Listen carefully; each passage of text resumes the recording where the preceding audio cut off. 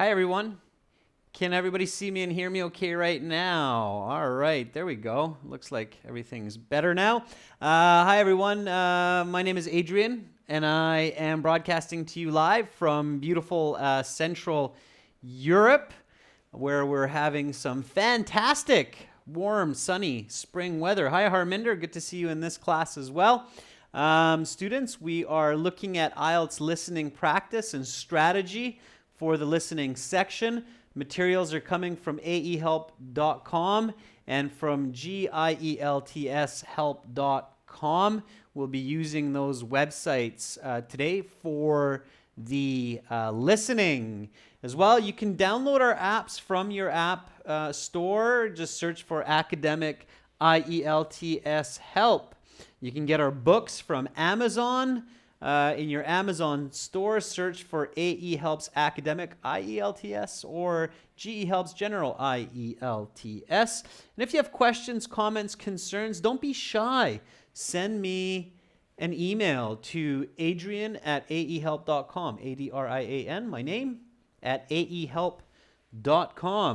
Right now, we're doing listening strategy where everybody can chat. Tomorrow, we will have a members chat class. It will be a task 1, graphs, diagrams, followed by a task 2. These are Central European time, so everybody chat classes are 15 to 16 o'clock. It's this time right now. All right, so students, let's get into some listening practice without further ado. We're looking at section 3. When you're practicing at home, especially section 3 and section 4, it's good practice to sometimes look at the questions before you listen, just so you can get a good idea of what you will be hearing.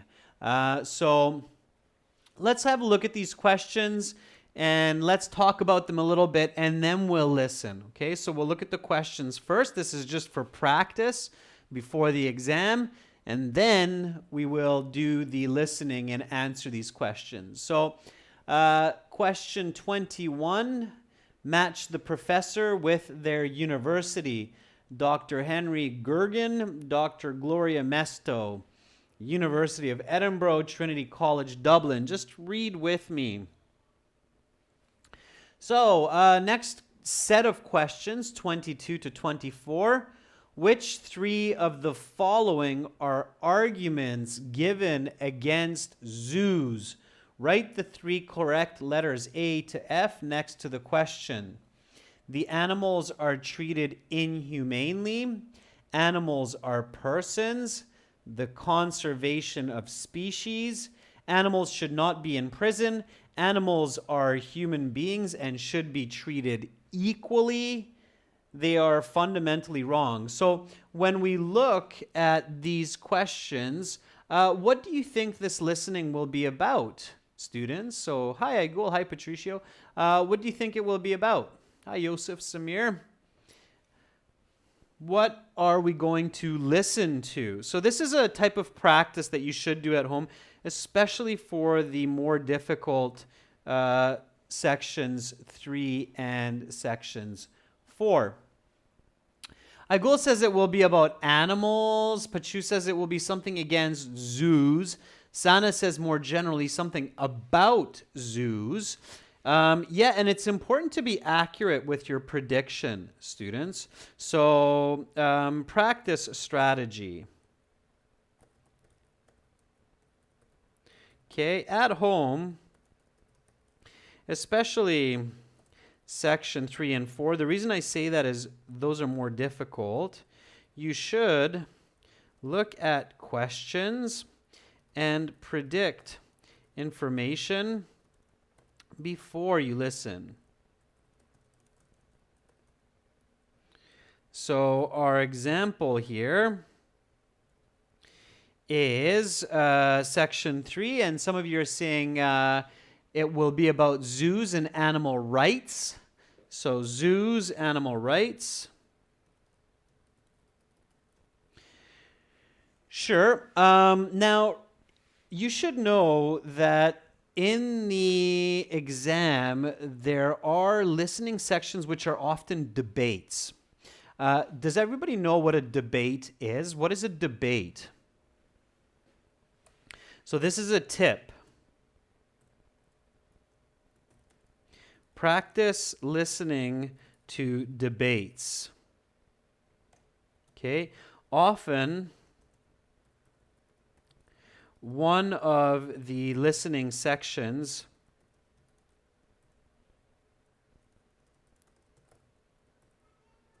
usually section 2 or 3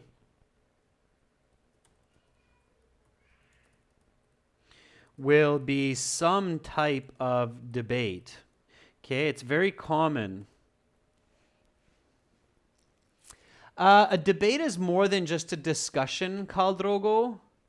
Farhan says an argument between people. Yes, it's partially correct, Farhan. Yosef Salmir says deliberating. Deliberating is a part of debating as well. So what is a debate? It's good to know the actual definition of a debate. It is an intelligent argument between two or more people whereby two sides of the issue, two or more, often in the IELTS it's just two or more sides of the issue are presented and supported with examples and explanations. Okay. Notice this common pattern, students, in the IELTS exam with task 2 writing as well, that when they ask you about advantages, disadvantages, they're basically asking you to do a self-debate for many of these questions. Okay. Lady Salim says it's two groups talking for and against an idea. Yeah, absolutely. And the missing part that's important to consider is with explanations and examples. Okay, so debates will include rational, logical, visible, observable explanations and examples. Absolutely. Okay, so let's keep looking at these questions a little bit. When you're observing the possible choices and you're practicing for the listening section at home, you should always learn new vocabulary. So, for example, option A, inhumanely. What does that mean? Conservation. What does that mean? Okay. So when you're practicing at home, you should always take a couple minutes to define words that are new or unfamiliar and write an example sentence with them. Amrit, I believe you're answering that question rudely. Roshni Kunte, mercilessly, okay, the ly, adjective form, okay, or adverb form, sorry, mercilessly. Not in a humane way, or not the way to treat a human. Yeah, in here is the prefix meaning not, and humane meaning like a human. So, yes, I still don't see the best synonym there yet. Treated cruelly, okay? To be cruel, to be mean, to treat cruelly is to treat inhumanely, okay? Yosef, right, antonym negative, not gently, not kindly, okay? So cruel, to be cruel is the opposite of to be kind, and to treat animals cruelly is to treat them inhumanely. What does conservation mean? Conserve, conservation is the noun. So conservation, yeah, Silin Wang, brutal is also very good as well. Brutally is another. I think that's how you spell it, brutally. Okay, So brutally, absolutely. Pachu, yes, conservation is preservation, protection. Yes. Another way is to save, to preserve, to keep. Right. Those are all good definition of conservation. Another way that you can use this to conserve, it's conserving water in the desert.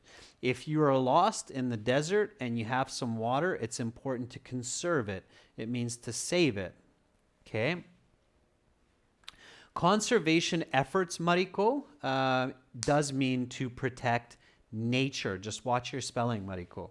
Okay, good. So let's keep going here. So again, define unfamiliar words. Don't just, a lot of students, what they do is they just listen to a lot of different IELTS listening tests in hopes that they will magically improve their score, but that's not the way the brain works. You have to implement effective learning strategies, check the vocabulary, go over the sentences, make corrections, give definitions to unfamiliar words. Please, students, don't just do one test after the next without any kind of feedback. It is not effective learning, okay? You have to have feedback. All right, so we're talking about zoos. We're talking about conservation of animals. We're talking about treating animals fairly. It's a debate. Let's read the questions further. In order to improve the conditions for zoo animals, zoos must be held to of animal treatment.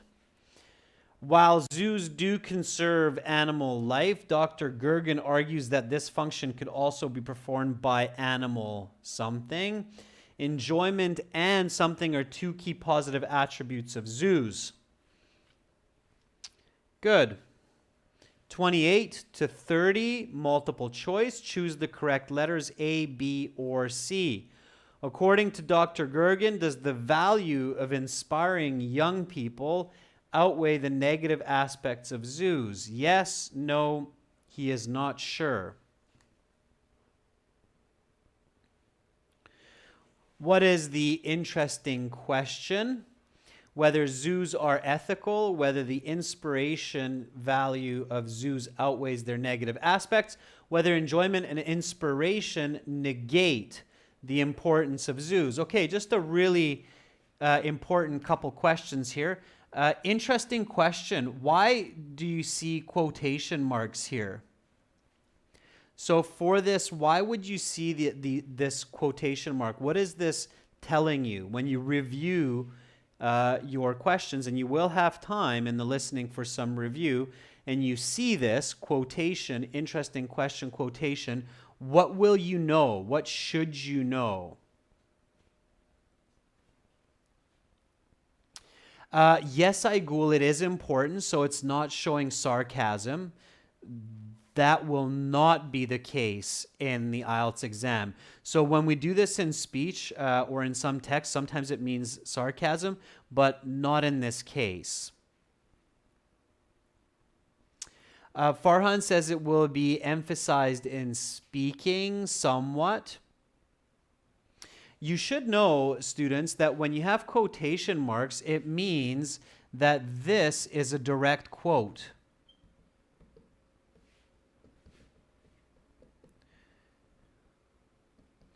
Does everybody know what a direct quote is? You should know that. It's very important. For high band scores like 7, 8, 9, you should know the difference between a direct and an indirect quote. The other way that you hear it is direct speech or indirect speech. Joseph says, has been taken from the audio recording. Yes, it means it's exactly the same. Okay, this is a direct quote. So it is said exactly the same in the speaking, in the audio. Okay? So if this is new for you, then make sure to review and learn it at home, okay? So know the difference.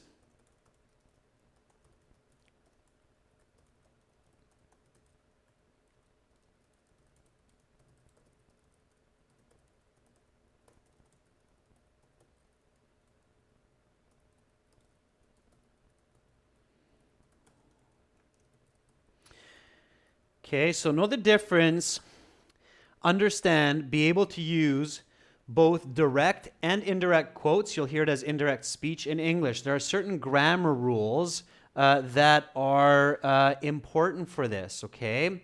So make sure to review and learn this, okay? That's a whole nother class or even several classes, so I'm not going to go off on that tangent. We are focusing on the listening section. All right, and then somebody asked a good question. There's another interesting word here. So you're going to listen, sorry, before I run along here, you're going to listen exactly for this phrase, interesting question. So when you hear it, pay attention, okay? So you will hear, oh, that is an interesting question, or, well, an interesting question is, so you should hear exactly these words.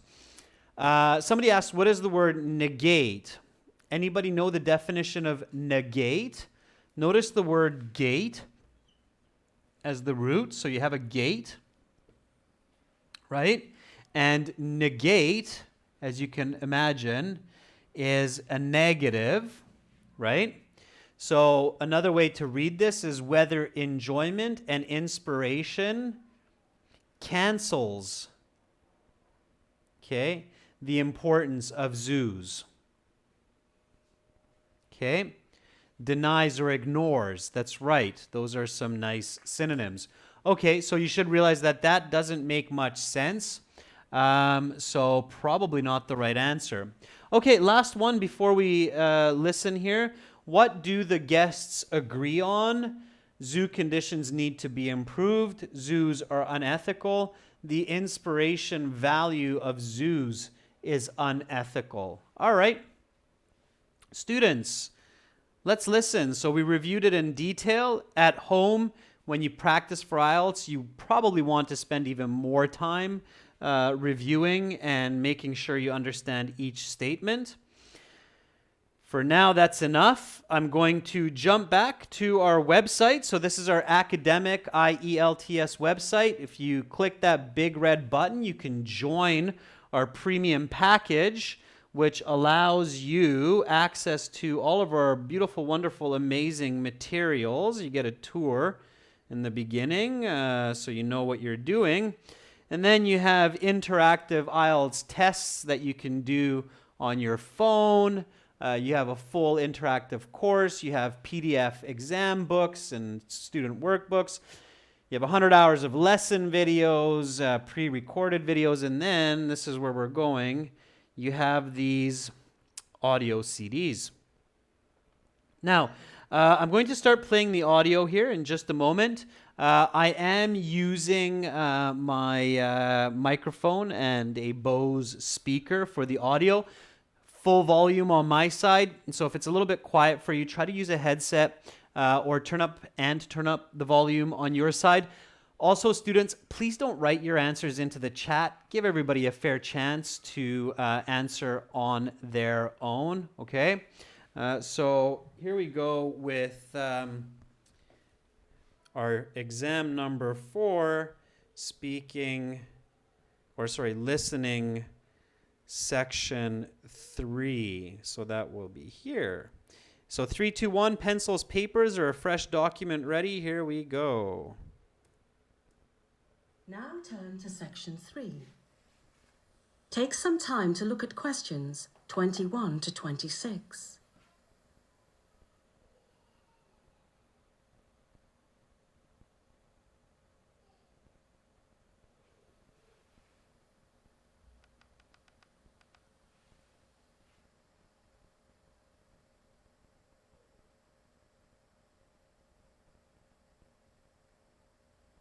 Listening section 3.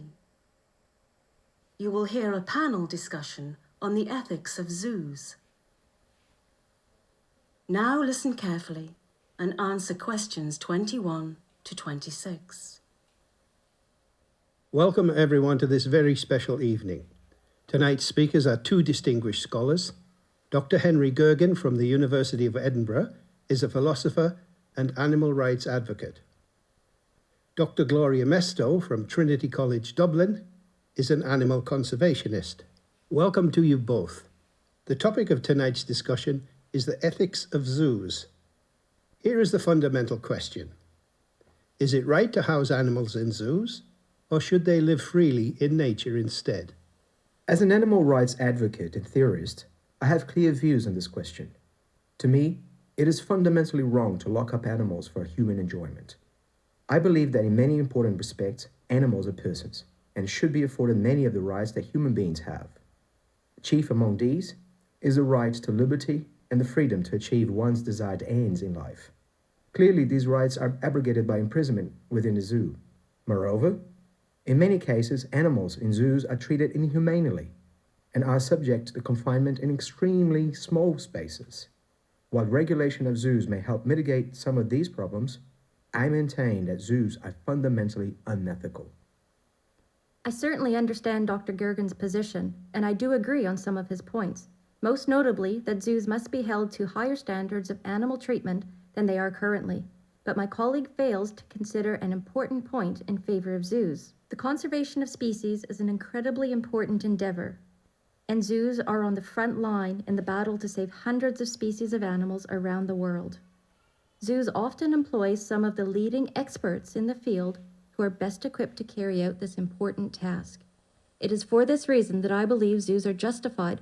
Though they may not be perfect, I believe zoos and the experts they employ play a critical role in the conservation of species and therefore are ethically permissible. Dr. Gergen, do you have a rebuttal to that point? Yes, certainly.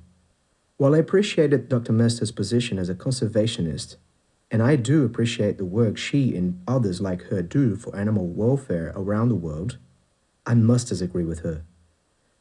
While zoos certainly do play a role in animal conservation, it is not because they are zoos that they play this role.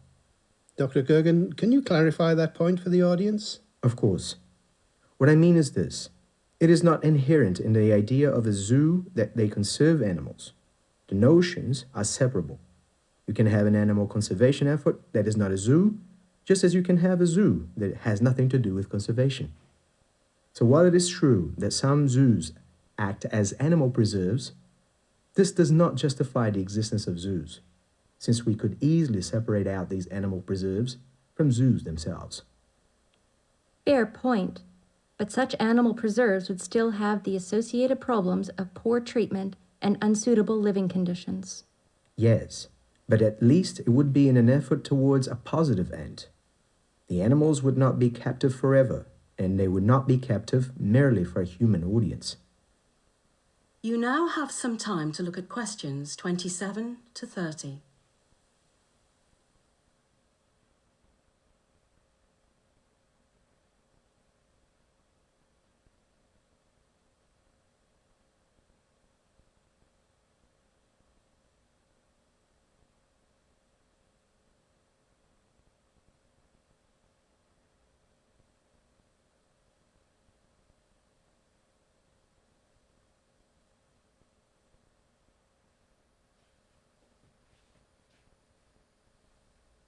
Now listen to the rest of the interview and answer questions 27 to 30.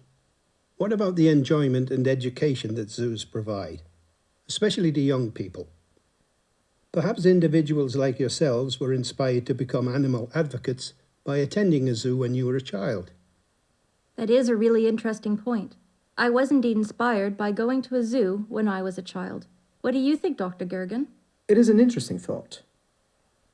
What if the positive outcomes caused by inspiring people like us to do good in the future outweigh the harms done to zoo animals? I'm not sure. I would have to think about it more, but it's certainly an interesting question. Well, thank you. I'll take that as a compliment. In closing, I'm not sure how much progress we've made, but is it safe to say that we can all agree that zoos, at the very least, must do their best to improve the treatment of animals and the conditions in which the animals live? I would certainly agree with that, as I'm sure my friends would also agree. That is the end of section 3. You will now have half a minute to check your answers.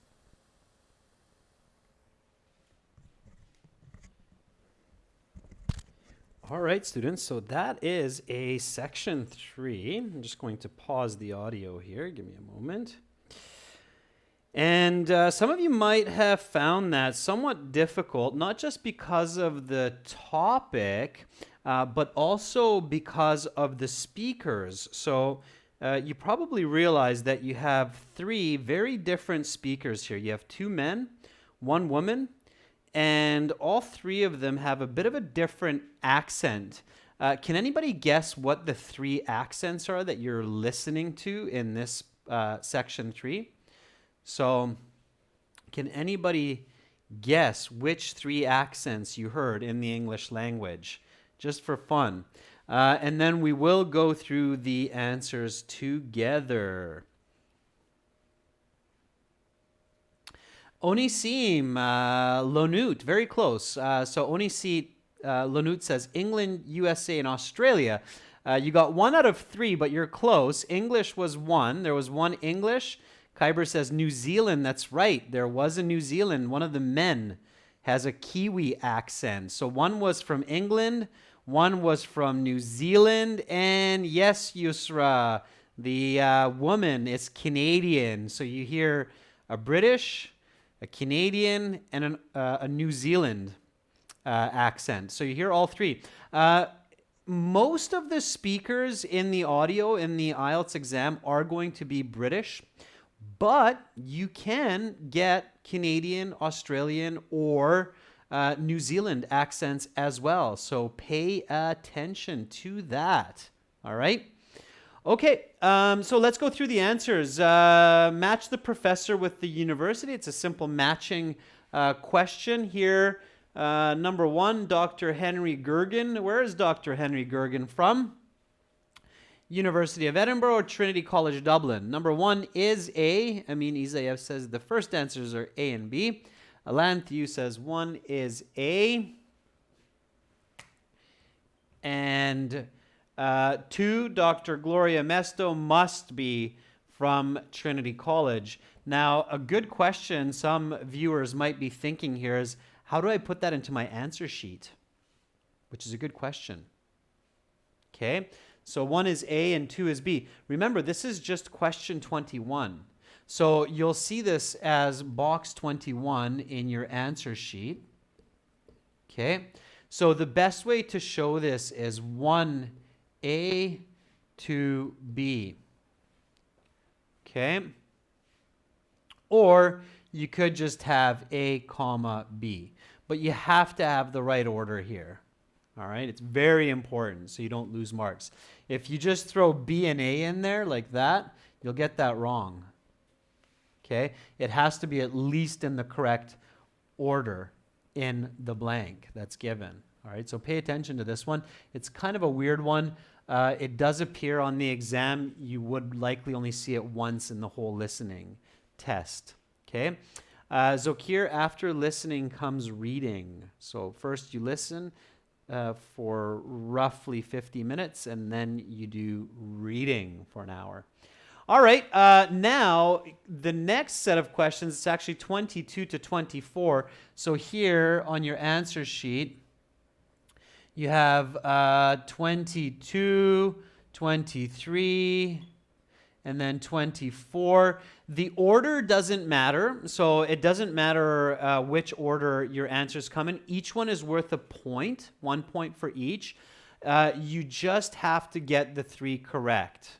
All right? So pay careful attention to the question. What are arguments given against zoos?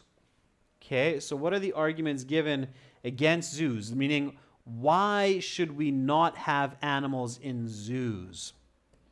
Is another way to think about this. So why not keep animals in zoos? Okay. So the animals are treated inhumanely. That was not really given. So I don't think that one's correct. But yeah, maybe it was. Maybe it was said. Okay, so A, sure. All right, a lot of you are saying A. We'll check the answer sheet afterwards. So animals are treated inhumanely. Animals are persons, the conservation of species. Animals should be in prison. Animals or human beings should be treated equally. They are fundamentally wrong. I'm going to take the most common answer. A is very common. E looks like is common among many students. So E.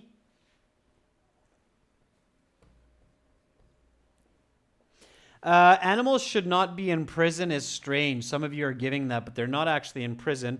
I'm surprised that a lot of you are not giving. Oh, yeah, there we go. So a lot of students are giving F. This one was repeated twice or three times by the speaker. So be very careful when you hear information that you hear three times. So A.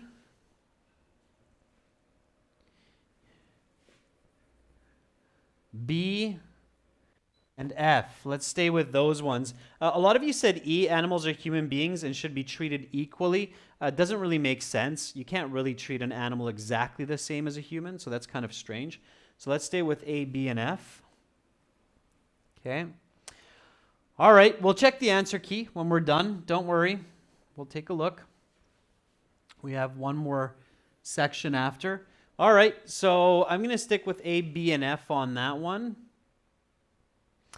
And then comes these short fill in the blanks. Okay, so in order to improve the condition for zoo animals, zoos must be held to, pay attention to this, 2 words and or a number. Anybody catch what comes into space 25? All right, Amin and Hassan are saying higher standards. Hassan, just be careful to spell correctly. Amin, you have it correct. Hassan, you have a typo at the end of standards. It's with a D. If you write with capital letters, students, be very careful with your spelling. Double check it, okay, especially when you're transferring your answers. So you can write all big letters, so higher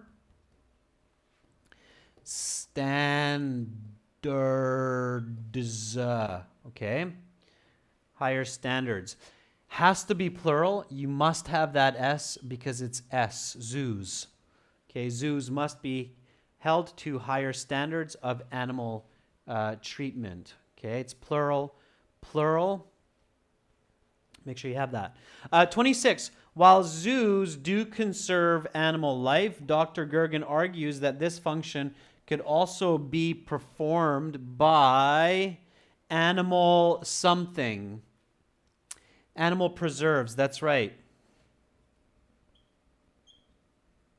Okay, preserves. Animal preserves are basically large areas of forests or fields or lakes even, where animals live without being disrupted by tourists and visitors, okay? The big difference between zoos and animal preserves is in zoos, they allow tourists, they allow visitors who pay money for the entrance fee. Animal preserves usually do not, okay?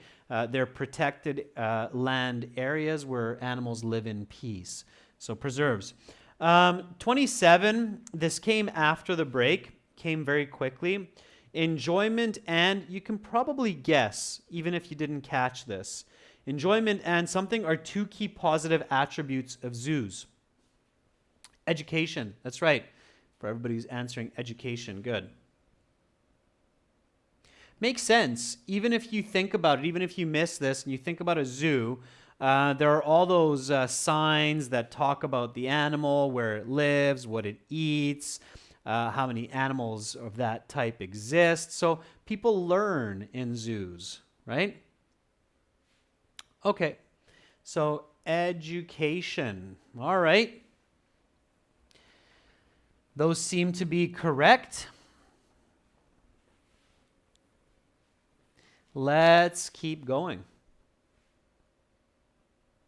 Yes, small e, Roshni. Roshni Kunte is asking for that. Is a small e okay? Yes, it is, because the word is not a proper noun, and it is in the middle of the sentence. So it's just a common noun. You can have a small e. Yeah. In fact, it's strange if it's a big E. The reason why enjoyment, Roshni, has a capital E is because it's at the beginning of the sentence. Okay, so small e is absolutely okay. All right, multiple choice. Choose the correct letters A, B, or C. According to Dr. Gergen, does the value of inspiring young people outweigh the negative aspects of zoos? Yes, no, or he is not sure. Yeah, it's C. Very good. Okay, a lot of you said C. Yeah, he says, I'm not sure. I'd have to think about that. Okay, so he does say it twice. I'm not sure. There's one way. It's exactly the same way as what you see. And the second way is, I'd have to think about that. If somebody says, I'd have to think about that, it means that they're not sure. Okay, so the information is given twice. Okay, what is that interesting question? So these answers came very quickly. That's why you have to prepare. Students, when you see multiple choice in the listening section, especially in the listening section of the IELTS exam, when you see multiple choice, you have to review those questions. Focus more, okay? You only have about 30 seconds to look at the questions. If you see multiple choice questions, focus especially on those ones. It's very important. Okay, so that's a very important tip that I gave you right there. Okay, you can save yourself a couple of band scores. In fact, I myself will take a minute to give you that really important tip. Okay, so when you see multiple choice questions in the listening section, make sure to allocate time to review these carefully. Allocate means to give time, okay? In this case, to address or give time. All right, so the interesting question, I think many of you said B for number 29, whether zoos are ethical, whether the inspiration value of zoos outweighs their negative aspects. That looks good. Whether enjoyment and inspiration negate the importance of zoos, that's kind of strange. Sometimes students follow this kind of weird strategy where they're like, oh, I see a difficult word, negate, so I'm sure that this is the right answer because it has this tricky word in there. That is not a reliable strategy, okay? It might work sometimes, but it's 50-50 at best. So that is not an effective strategy. Trying to pick the answer that has high-level vocabulary just because it has high-level vocabulary is not a good idea, okay? B is the correct answer here. So this is a perfect example of don't pick just because there's a word that you think is high level, okay? So B, I'm going to switch up my marker here. So B is the right choice, I believe. What do the guests agree on? Zoo conditions need to be improved. Zoos are unethical. The inspiration value of zoos is unethical. Last one, number 30. Is it A, B, or C? What do they agree on? Let's see what you're saying. Some of you are saying, most of you are saying A, which I'm happy to see. A. And I noticed that a lot of you are using small letters to answer. For multiple choice and such, use the capital letters. It's better than the small letter. Okay, so it's better to use this. You'll get this correct, but you have to make sure that it's very clear. I definitely recommend for these kinds of answers where you're putting down A, B, or C, use capital letters, okay? Use uppercase letters, not lowercase letters, uppercase letters, okay? It's just clearer for the examiners. It makes more sense. All right. So now, students, we will go on to section 4. Have your pencil, your paper ready. We're going to do section 4 together. Section 4, it's seamless. It means that section 4 is different from section 1, 2, and 3, which means that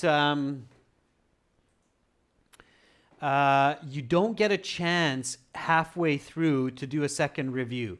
So your pacing, you need to be really, really careful. Okay? You need to make sure that you keep up with the audio. Again, students, please do not write your responses into the chat. Please wait till the end. Give everybody a fair chance. All right? Shahayatri, we're not on that topic. Please stop crowding the chat. Otherwise, I'll have to remove you from the chat. Thank you. If you have a question, you can always send it to me by email. Thanks. So get ready to listen and answer. Again, please don't write the answers into the chat. Okay? All right. Here we go.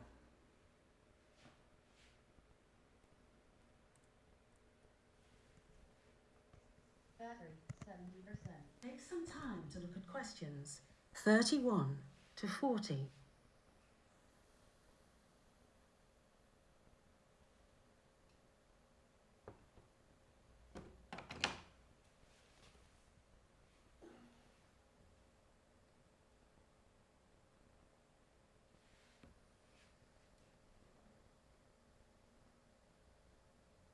Listening, Section 4. You will hear a professor discussing the migration of loggerhead turtles. Now listen carefully and answer questions 31 to 40. It's late April on the South Atlantic coast of North America, and one of the most remarkable journeys in all of nature is about to begin. The loggerhead turtle, whose natural habitat is the open ocean, has to seek dry land to lay its eggs. The sandy beaches of Florida provide a perfect nesting spot, with soft sand that can be dug up by the persistent flippers of the female loggerhead. Over the course of the next 3 months, hundreds of thousands of eggs will be laid on such beaches. Many of these eggs will become the victim of predators, but many will survive to hatching, which occurs 2 months after being laid. Hatching marks the beginning of an incredible journey for the loggerhead turtle. Almost immediately upon hatching, the young turtles, known as hatchlings at this point, head for the open ocean. The ocean, while full of its own dangers and predators, provides a relative safe haven for the hatchlings away from many of the predators that live near the shoreline. These young turtles embark upon a journey that will take them upwards of 13,000 kilometers around the North Atlantic. Many animals make large and incredible journeys, but what makes the loggerhead turtle's migration so notable is the speed at which the animal moves. While many bird species make similar journeys, they move at velocities much faster than the loggerhead turtle. This slow-moving beast travels at the remarkably sluggish pace of only 3/4 of a kilometre per hour. This means it will take the turtle a minimum of 17,000 hours to complete its migratory journey, not even taking into account stops for feeding and sleep. To put that number in perspective, 17,000 hours is approximately 2 years of non-stop swimming. That the loggerhead turtle makes this journey alone makes it all the more impressive. From birth to adolescence to adulthood, the loggerhead turtle is a solitary traveller. But how does it know where to go? Doesn't it need a parent to help it know the route? This is where the loggerhead becomes even more fascinating. Recent research tells us the loggerhead uses the magnetic field of the Earth to determine its migration route. Because the Earth's magnetic field differs in each location around the world, the loggerhead turtle can use it as a kind of innate roadmap, illuminating the way to where they need to be. One example of this is the behaviour they exhibit when they encounter the particular magnetic field off the coast of Portugal. Instead of continuing north towards the cold waters of northern Europe, they sense the magnetic field and turn around, instead heading for the warmer waters of northwestern Africa. And it is not just that the loggerhead turtle has a sort of innate compass. They are able to determine, with surprising precision, their latitude and longitude.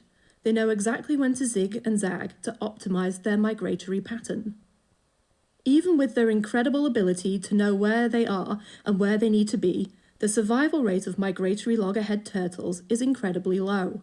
In fact, only about 1 in 4,000 hatchlings makes it back to the beach in eastern Florida to mate and lay its eggs. However, that any make it at all is an incredible achievement and one of the great natural wonders of navigation. That is the end of section 4. You will now have half a minute to check your answers.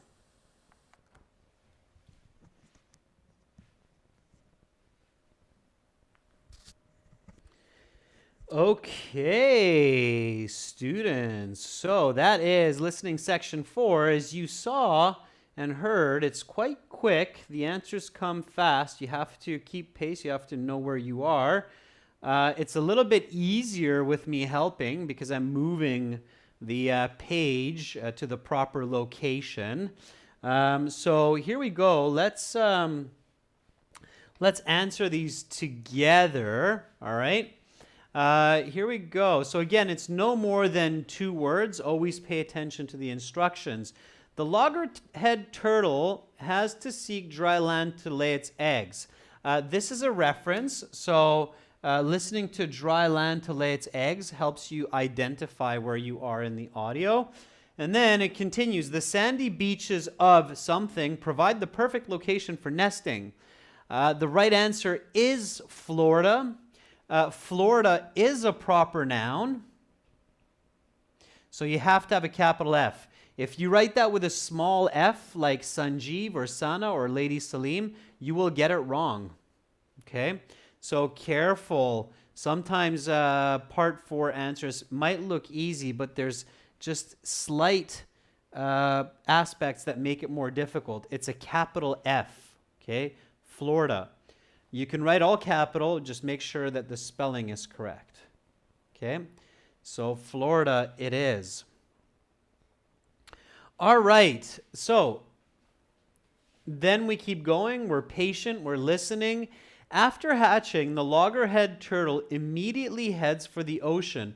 The ocean is safer than the shore because it has fewer what? What does it have less of? What's the exact word that they use there? And good for Farhan and Patricia and Pachu for getting that. It's predators. Plural because of fewer, very important. So fewer predators, very important. The turtles embark on a journey. Always pay attention to plurals and singulars on subject nouns, object nouns. So the turtles embark on a journey that will take them something kilometers. So this is obviously a number. And the number is 13,000. And Amrit Bogan has even used the correct comma. So it's 13,000. You don't have to have the comma, but it's nice. Okay, you can just do it like this. All right, that's okay also. Just make sure you remember it's 13,000. Okay, while long migratory journeys are fairly commonplace in nature, what makes the loggerhead's journey especially notable is the extremely what? Hassan says sluggish. Aigul agrees. If you didn't catch sluggish, sluggish. Anybody know what a slug is? Bonus question, what is a slug in English? And we use that as a verb, sluggish. You could have also just written slow. Okay, so extremely slow or extremely sluggish. They say both. Anybody know what a slug is? It's a noun. It's not a food. I hope not.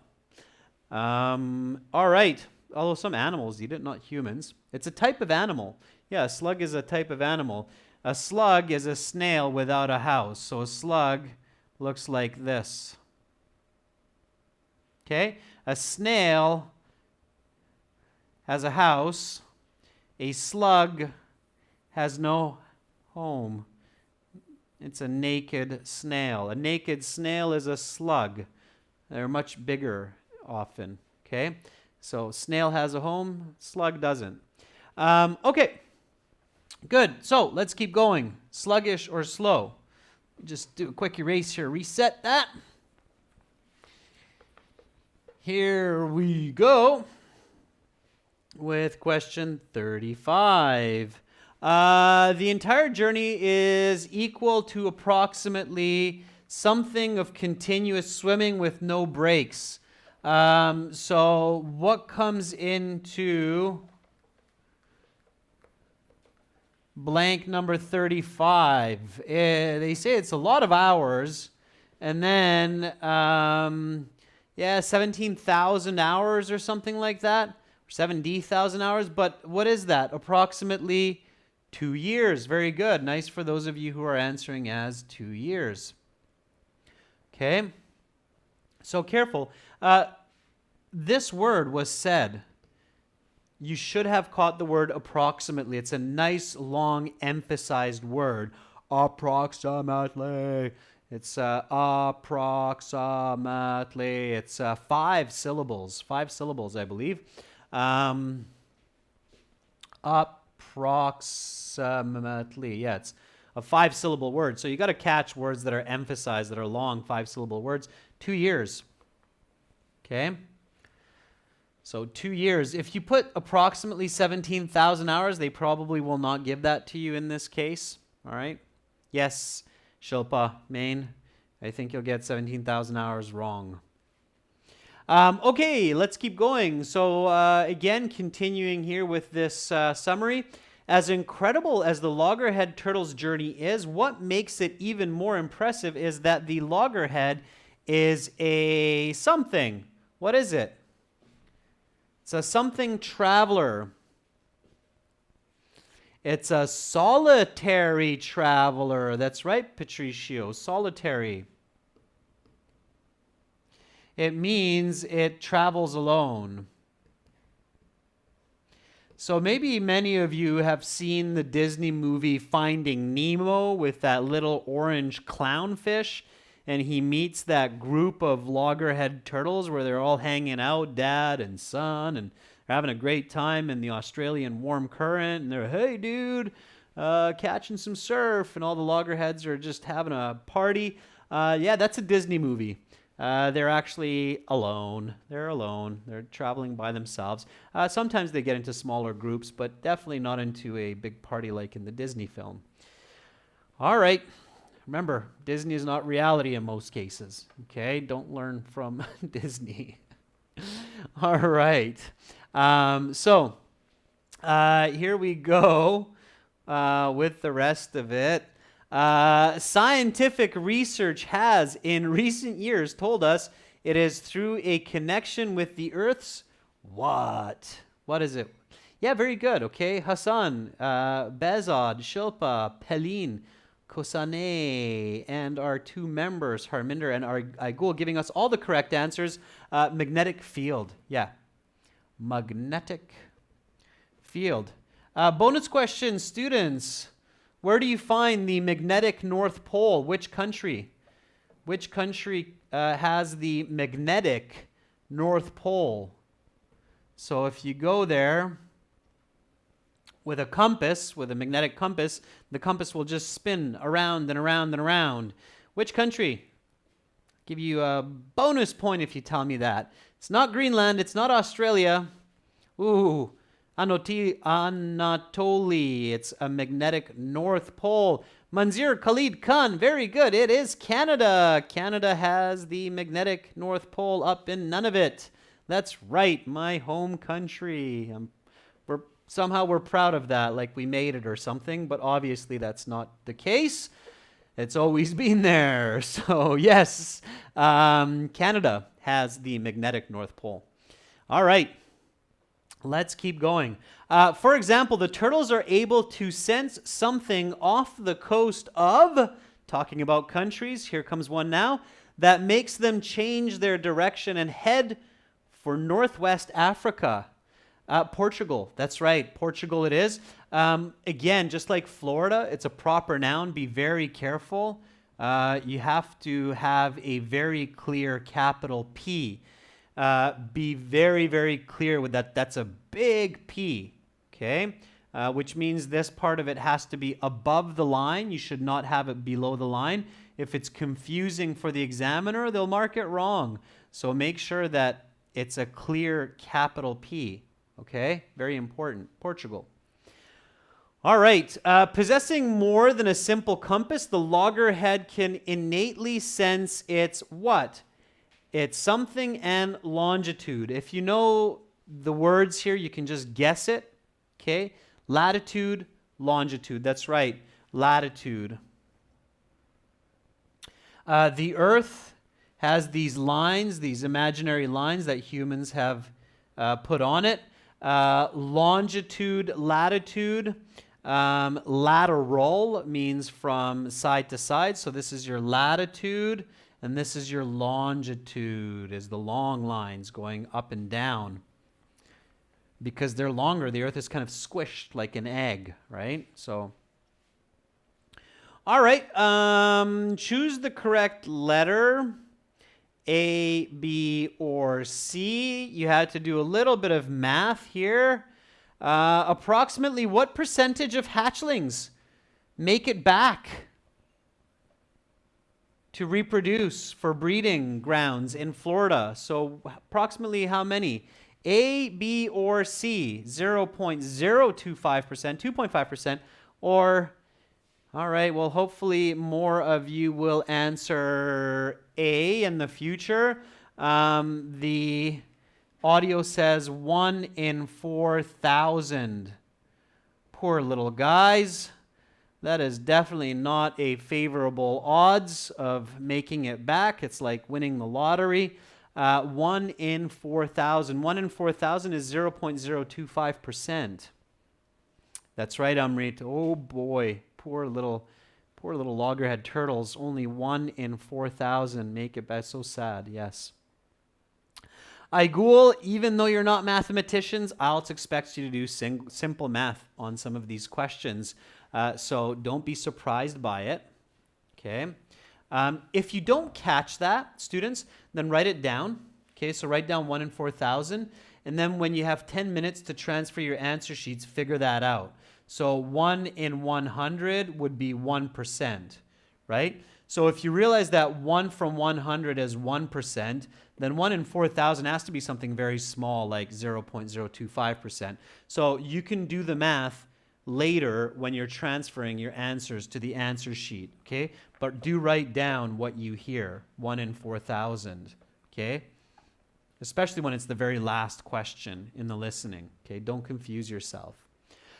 All right, students, so that's section 4. Now, what did you get for section 3 and section 4, students? How did you do? Remember that on our page, we have a score calculator in the bottom. It's free to use, of course.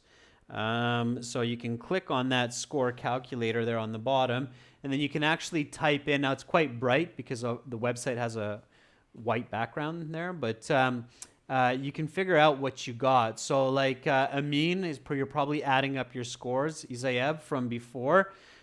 So you can check that score on the website. I'll darken up the camera here. Just give me a moment. So you can check the score by accessing that score calculator. And then if you type in 35 there, it will tell you that 35 is a band score of 8. So check out the website, check out the score calculator, join the free course. If you like it, join the premium course. We're sure you will because most students do. And then you can learn the right strategies to get a really good score for the next time you sit the IELTS exam. Spend a couple dollars to save 300. That makes logical sense, right? Get the right learning materials. Okay. So that's it for me for today, students. Tomorrow I will be back. Members chat class will be first for task 1. Then it will be a task 2 writing class for everybody else coming up after that. Of course, everybody's welcome to watch those members chat classes also. Students, have a fantastic rest of your Friday. If it's late in your country, you're getting ready for bed, then hey, have a good sleep and have a fantastic Saturday. Much love to all of you. Bye for now.